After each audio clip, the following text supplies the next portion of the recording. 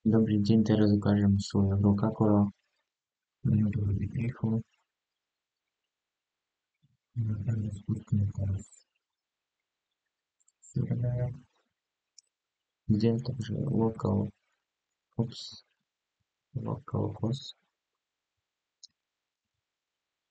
localhost, hej. No, to je moja hra, to je ešte taká animácia, no, pekne.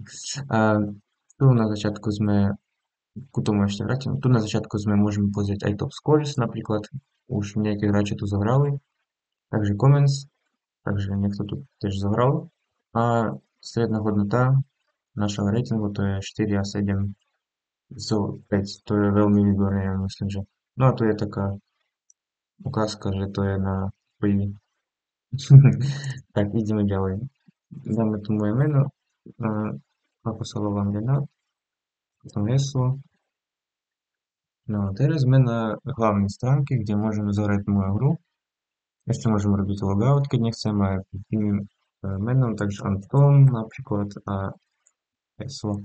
No, tu je rules, ukážka, ako môžeme zhrať, tu je krátky popis pravidel, ale myslím, že tu je veľmi štrukturované, takže tu je potom ešte rozmer tohto môjho herného poľa, 5x5 to je najviac, 4x4 to je trochu malé a 3x3 najmenšie. No a ešte akože vždy generujú sa rôzne čísla, cifry a vždy bude unikálne to herné pole. No a ešte tu je taká ukázka, ako môžeme urobiť súčet tých cifer. Takže našej úlohou tu je zapísať nejaké číslica od 1 po 9, aby sa neopakovali a súčet po riadkach a po stĺpcach bol taký, aký na týchto ukázkach. Takže 12 to je, čo to je, ja neviem, 4 krát 4 plus 8, 14 to je 8 plus 6, tu nám zostalo čo, 5. Hurá, congratulations, je súdka Kakora. No, a teraz sme tu a vlastne všetko funguje. Ďalej ideme give us your feedback. Dáme tu nejaký rating.